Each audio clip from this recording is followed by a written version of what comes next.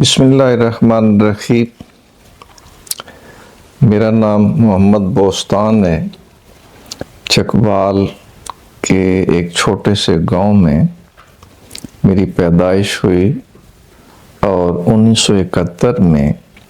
مئی کی 21 تاریخ تھی جب میں دارالعلوم احمدیہ غوثیہ پیر شریف آیا۔ اس وقت میری کلاس میں تقریباً 50 کے قریب طلباء داخل ہوئے تھے اور پہلی کلاس کے علاوہ آخری کلاس تک شاید کل تعداد 50 کے قریب تھی۔ گویا پہلی کلاس اور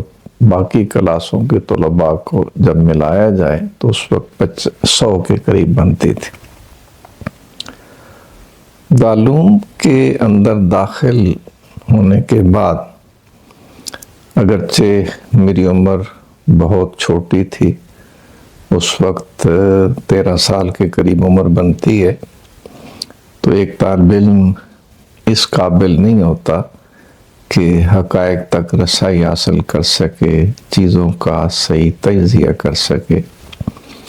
لیکن جو مجھے اچھی طرح ذہن نشین ہے وہ یہ ہے کہ اساتذہ اور طلباء کا باہمی ربط بہت زیادہ تھا۔ یہ ایک باہمی ربط ایک ایسی چیز ہے طالب علم اور استاذ کے درمیان جو کچھ چیز حاصل کرنے یا کسی دوسرے فرد کو پہنچانے میں بہت ہی معاون ثابت ہوتا ہے۔ جب میں اس حوالے سے غور کرتا ہوں تو یہ حقیقت میرے سامنے منکشف ہوتی ہے کہ اس دور میں جو بہت ہی نمایاں کامیابیاں نصیب ہوئیں اور اس دور میں جو افراد تیار ہوئے وہ ہر حوالے سے بہت بہتر تھے۔ اس لحاظ سے میں یہ بات نہیں کر رہا کہ میں اس دور میں طالب علم رہا، بلکہ اس حوالے سے میں کہہ رہا ہوں کہ اس پورے دورانیہ میں جو مجموعی طور پر افراد سازی میں ایک معیار کا تصور ہے وہ بنسبتاً اس دور میں زیادہ بہتر تھا۔ جب اس حوالے سے میں غور کرتا ہوں تو شاید کلاسوں میں تعداد بہت کم تھی اور ہر ایک طالب علم اپنے اساتذہ کے بہت قریب تھا، ذہنی حوالے سے بھی اور چیز کو سمجھنے، پوچھنے اور بیان کرنے کے حوالے سے بھی بہت ہی آسانی تھی۔ شاید ہمیں یہ ایک اصول کے طور پر چیز جاننی چاہیے اور سننی چاہیے کہ اگر ہم افراد سازی میں کوئی کردار ادا کرنا چاہتے ہیں تو باہمی تعلق کو بہت زیادہ قدر کی نگاہ سے دیکھا جانا چاہیے۔ جب میں 1971 میں دارالعلوم میں داخل ہوا تو کیونکہ اس وقت دارالعلوم کے فارغ التحصیل علماء دارالعلوم کے اندر تدریس کے فرائض سر انجام دینا شروع ہو چکے تھے، اس وجہ سے قبلہ حافظ خان نوری صاحب، قاضی محمد ایوب صاحب، ملک تامم صاحب، سعید اسد صاحب اور ان کے علاوہ بھی افراد یہ فریضہ سر انجام دے رہے تھے۔ اس لیے ابتدائی کلاسوں میں حضور علامت سے مجھے پڑھنے کا اتفاق نہیں ہوا، لیکن ایک چیز جو آپ کے بہت قریب کرتی تھی اور آپ کی شخصیت کو سمجھنے میں بہت معاون ہوئی، وہ دارالعلوم کے اندر ہر جمعرات کو ایک حفلہ منعقد ہوتا تھا۔ حضور علامت بذات خود اس میں تشریف لاتے، ہاں اگر کوئی سفر درپیش ہوتا تو پھر آپ موجود نہ ہوتے، لیکن اگر آپ بھیرش شریف میں ہوں تو پھر ہر صورت آپ اہتمام فرماتے اور حفلہ میں آیا کرتے۔ شاید ہی کوئی ایسا موقع ہو کہ آپ نے اس حفلہ میں گفتگو نہ کی ہو۔ ہم اسے اپنے سینئر ساتھیوں سے جو لفظ سنا کرتے تھے کہ آپ کی یہ گفتگو حکمت اسبوع کے نام سے، یعنی ہم ایک ہفتہ میں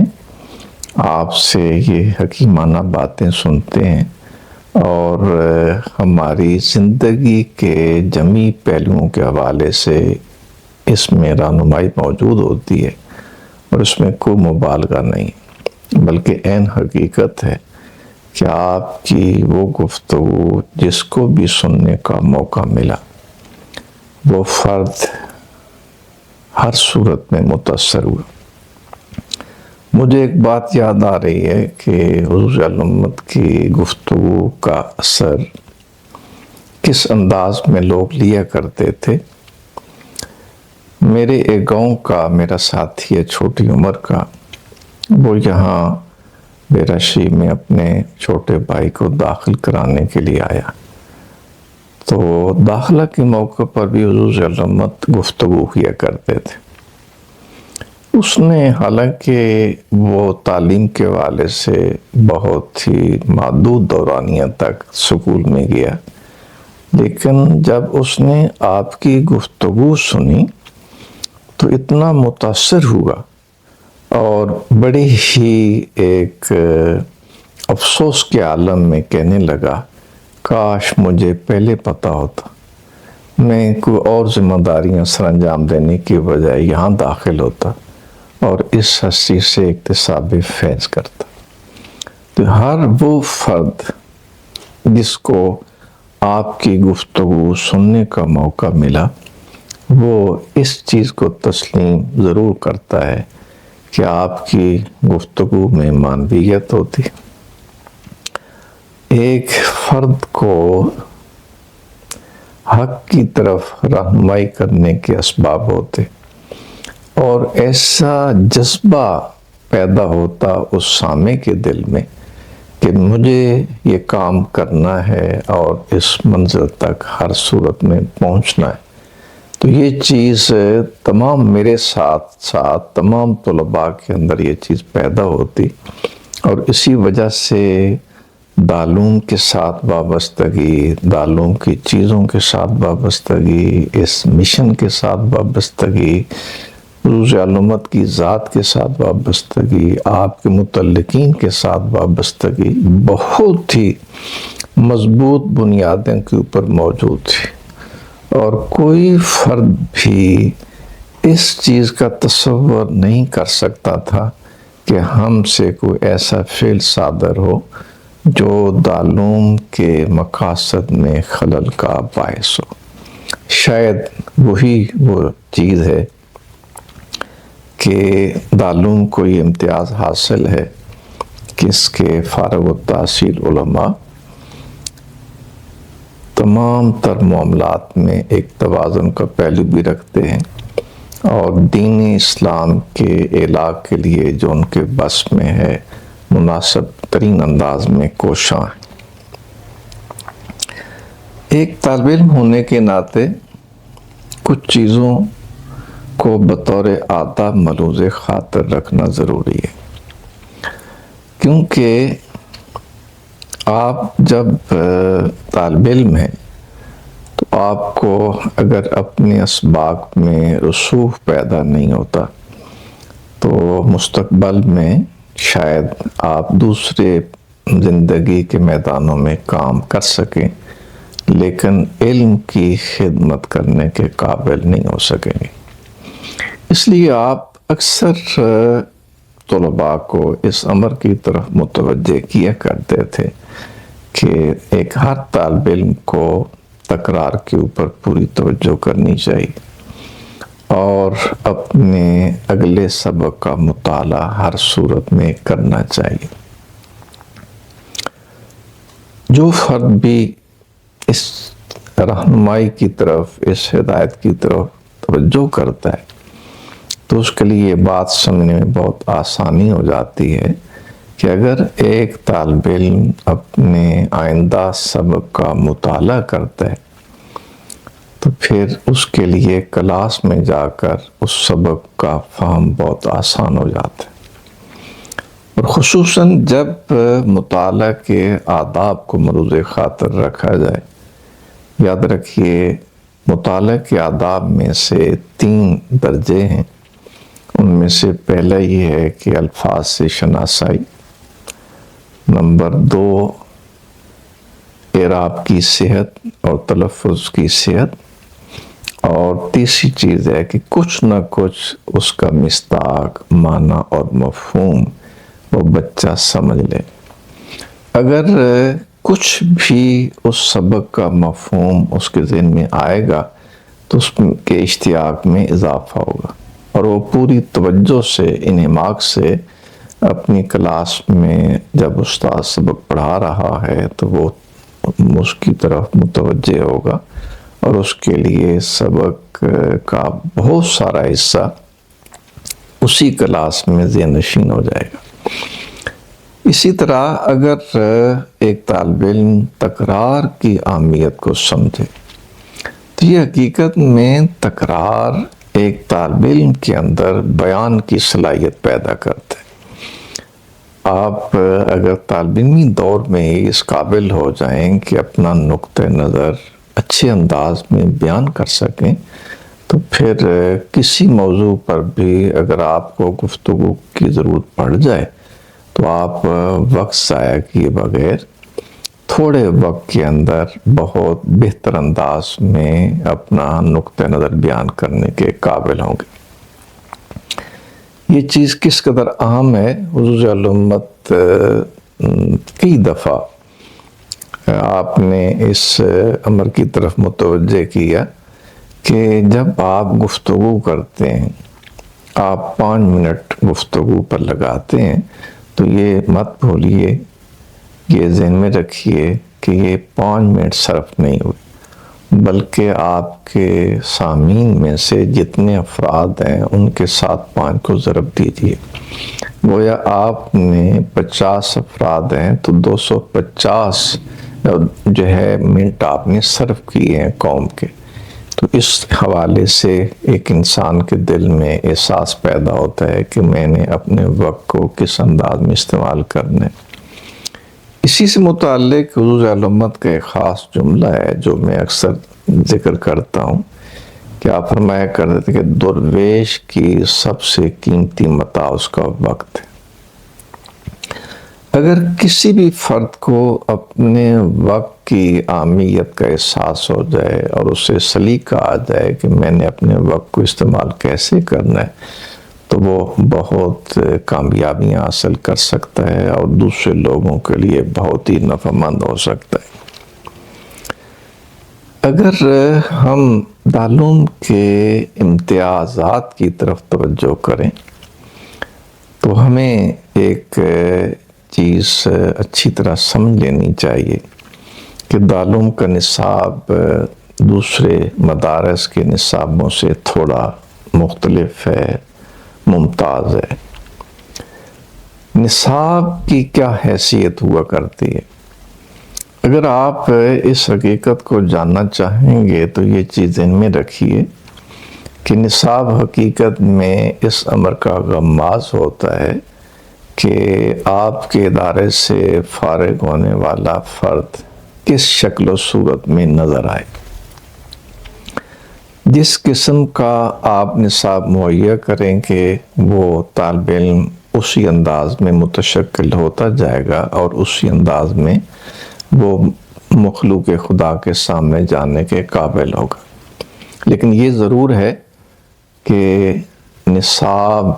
اس میں 1/4 کردار ادا کرتا ہے اور 3/4 کردار اساتذہ کرتے ہیں جو ان مقاصد کے حصول کی طرف اس طالب علم کو متوجہ کرتے ہیں۔ اگر آپ دارالعلوم کے نصاب کا جائزہ لینا چاہیں تو آپ نے دینی کتب کے انتخاب میں بھی بہت ہی ایک مناسب اور ایک بہترین توازن قائم کرنے کی کوشش کی ہے۔ مثلا میں صرف ایک مثال آپ کو دیتا ہوں کہ ہمارے نصاب میں ان الواضح ہے، یہ صرف نحو کے متعلق علم عطا نہیں کرتا، معلومات نہیں دیتا، کتاب نہیں دیتی، بلکہ یہ آپ کو علم صرف کے قواعد سے بھی آگاہ کرتی ہے کتاب،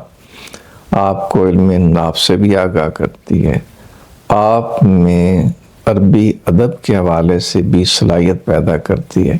اور ساتھ ہی ساتھ ایک طالب علم انشاء کے اندر بھی مہارت تام حاصل کرنے کے قابل ہو جاتے ہیں، کیونکہ نصابی کتب کا ایک خاصہ ہے بنیادی طور پر کہ وہ کتاب ایسی ہونی چاہیے کہ جب اس کو پڑھا جائے تو صرف وہی کتاب سمجھنا ہے، بلکہ اس کی مدد سے بہت سی اور کتابیں بھی انسان پڑھنے کے قابل ہو جائے اور اس سے استفادہ کر سکے۔ اس وجہ سے اگر ایک فرد جو علمی سفر جاری رکھے ہوئے اگر وہ ان چیزوں کی طرف متوجہ ہوگا تو اس کے سامنے اہمیت واضح ہوگی کہ نصاب کی تیاری میں آپ نے کیا کردار ادا کیا اور کن چیزوں کو ملحوظ خاطر رکھا۔ ہمارے ایک دارالعلوم میں فقہ کی جو کتب پڑھائی جاتی ہیں، طالب علمی دور میں تو ان چیزوں کی شاید قدر و مدرت اس طرح محسوس نہ ہوتی تھی۔ ہم نغزا پڑھاتے ہیں، قدوری پڑھاتے ہیں، کنز الدقائق پڑھاتے ہیں، اور کچھ عرصہ وقائع بھی، شرح وقائع بھی پڑھاتے رہے، اور پھر ہدایت شریف پڑھائی جاتی ہے۔ لیکن جب میں نے فتاوی شامی کا ترجمہ کیا تو اس وقت ان چیزوں کی اہمیت سمجھ آئی کہ نغزا صرف کتابچہ نہیں ہے، بلکہ وہ مستند کتاب ہے فقہ حنفی میں کہ علامہ ابن عابدین بھی اس کتاب کا حوالہ دیتے، اور قدوری ہو، کنز الدقائق ہو، ہدایہ ہو، یہ تو بہت زیادہ اس میں اس سے استفادہ ہے، لیکن نغزا سے بھی فتاوی شامی کے اندر استفادہ موجود ہے۔ آج کل ہم ایک پروگرام شروع کر رہے ہیں کہ کیونکہ دارالعلوم کو قائم ہوئے 100 سال ہونے والے ہیں، تو ہم اپنی کارکردگی، اپنے ادوار کے حوالے سے کوئی گفتگو کرنے کا ارادہ رکھ رہے ہیں۔ حضور علامت کا ایک جملہ ہے، آپ فرمایا کرتے تھے کہ دارالعلوموں کی، مدارس کی، اداروں کی زندگی ماہ و سال پر محیط نہیں ہوتی، بلکہ صدیاں جب ادارے کام کرتے ہیں تو اس وقت حقیقی ثمرات مرتب ہوا کرتے ہیں۔ واقعتاً پہلے ان چیزوں کا فہم نہیں تھا، لیکن اب ان حقائق سے کچھ نہ کچھ آگاہی حاصل ہو رہی ہے کہ ایک طویل عرصہ تک جب ادارے کام کریں تو تبھی ان کے حقیقی ثمرات مرتب ہوتے ہیں۔ ہم اگر اپنے ادارے کا اس حوالے سے جائزہ لیں تو واقعتاً ہمارا سفر کمال کی طرف جاری و ساری ہے۔ بے شمار کمزوریاں ہونے کے باوجود ہم کامیابی سے اس سفر کو جاری و ساری رکھے ہوئے ہیں۔ جب ہم یہ کہتے ہیں کہ کمزوریاں ہیں تو اس کا مطلب یہ ہوتا ہے کہ ہم پر یہ ذمہ داری عائد ہوتی ہے، اور ہمارے متخلفین کے اوپر ذمہ داری عائد ہوتی ہے کہ وہ ان چیزوں کو ادراک کریں اور وقت کی نزاکت کو سمجھتے ہوئے اپنے لائحہ عمل کو مزید بہتر بناتے ہوئے اپنی قوم کی ان ضروریات کا خیال رکھیں اور ان کو پورا کرنے کا اہتمام کریں۔ حضور علامت ایک اور جملہ ذکر کیا کرتے تھے اور ہمیں ارشاد فرمایا کرتے تھے کہ جو ہم آپ کو دارالعلوم کے اندر پڑھاتے ہیں یہ کوئی علم کی آخری منزل نہیں ہے، یہ کوئی انتہا نہیں ہے۔ حقیقت یہ ہے کہ ہم آپ کو اس علمی سفر شروع کرنے کے قابل بناتے ہیں۔ جو اصل سفر ہے آگے موجود ہے۔ اب یہ جملہ ایک حوالے سے مہمیز کا کام کرتا ہے اور دوسرے حوالے سے ہمارے سامنے اس حقیقت کو واضح کرتا ہے، کیونکہ جب کوئی بھی طالب علم یا علم کی دنیا میں سفر کرنے والا فرد اپنے بارے میں یہ رائے قائم کرتا ہے کہ میں آخری منزل تک پہنچ چکا ہوں، تو یہ اس کے تنزل کا آغاز ہوا کرتا ہے۔ علم کے سفر میں کوئی انتہا نہیں ہے۔ آپ ہر آنے والے دن میں، آپ ہر آنے والے قدم میں اس چیز کا احساس کریں کہ ابھی بہت ساری منازل موجود ہیں، میں نے اپنے حصہ کے مطابق اس میں کردار ادا کرنے کی کوشش کی ہے اور یہ سلسلہ آگے جاری و ساری رہنا چاہیے،